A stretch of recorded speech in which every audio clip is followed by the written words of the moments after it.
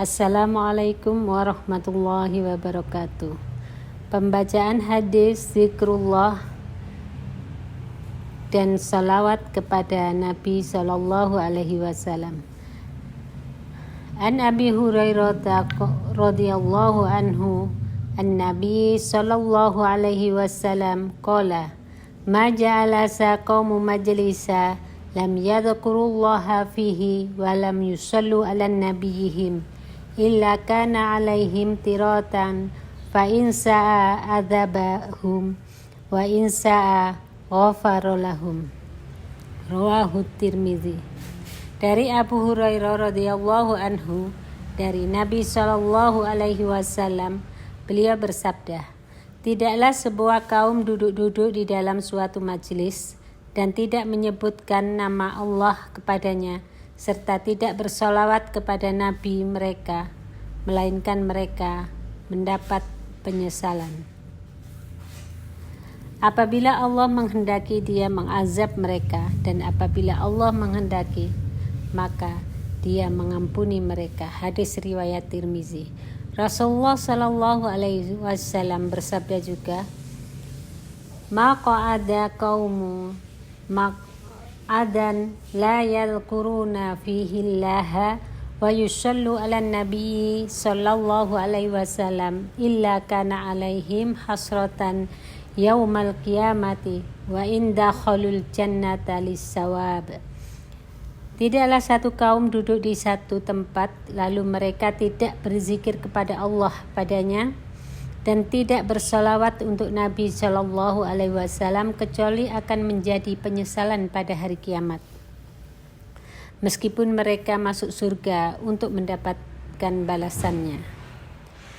Musnad Ahmad, Musnad Abi Hurairah nomor 9965.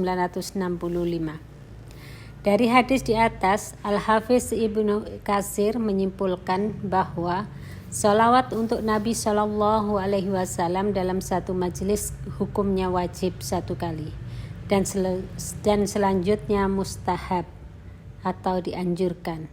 Kesimpulan yang sama dikemukakan juga oleh Imam Al-Mubarakfuri dalam Tuhfatul Ahwazi Syarah Sunnah At-Tirmizi.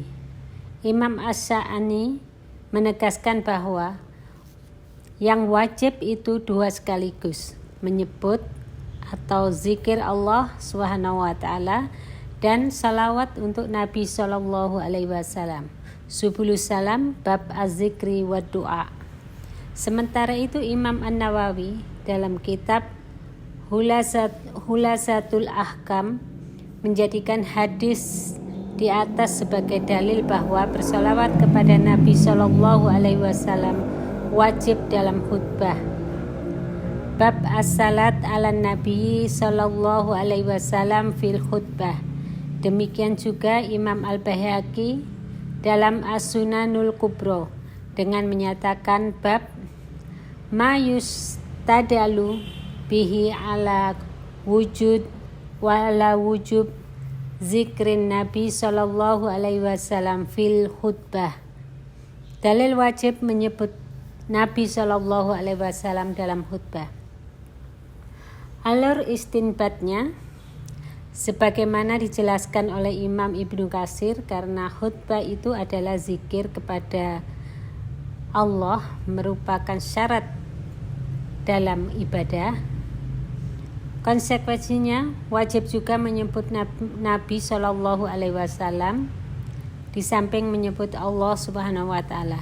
Maka dari itu wajib bersalawat untuk Nabi Shallallahu Alaihi Wasallam sebagaimana halnya dalam azan, dibaca sesudah azan, dan salat duduk tasyahud. Para ulama tersebut menjadikan hadis di atas sebagai dalil sholawat syarat dalam khutbah. Hemat kami yang paling tepat tentu tidak sampai wajib sebagaimana sudah dijelaskan sebelumnya, karena tidak ada dalil perintah langsung. Dalil-dalil di atas sifatnya masih umum. Yang penting di satu majelis ada sholawat, mau di awal, pertengahan, atau akhir. Hanya memang terlalu disayang jika Nabi Shallallahu Alaihi Wasallam disebut dalam awal khutbah tanpa disertai sholawat untuknya. Di samping itu, untuk memastikan dari sejak awal majelis bahwa majelis tersebut sudah diiringi dengan sholawat untuk Nabi Shallallahu Alaihi Wasallam, guna mengantisipasi kealpaan dan kehilafan, menyebutkan di pertengahan sampai akhir majelis. Faedah hadis 1. Wajib zikir kepada Allah dan berselawat kepada Rasulullah Shallallahu Alaihi Wasallam. Siapa yang meninggalkannya akan mendapat penyesalan atau tirotun. Majelis mana saja yang lalai dari berzikir kepada Allah, maka pantas untuk mendapat azab dari Allah. Orang yang lalai dari berzikir kepada Allah dan lalai dari bersalawat, maka ia jadi dilupakan oleh Allah. Akhirnya mudah terjerumus dalam hal yang haram, juga mudah mendapatkan murka Allah. Demikian pembacaan hadis tersebut. Ada kurang dan lebihnya, mohon maaf. Wassalamualaikum warahmatullahi wabarakatuh.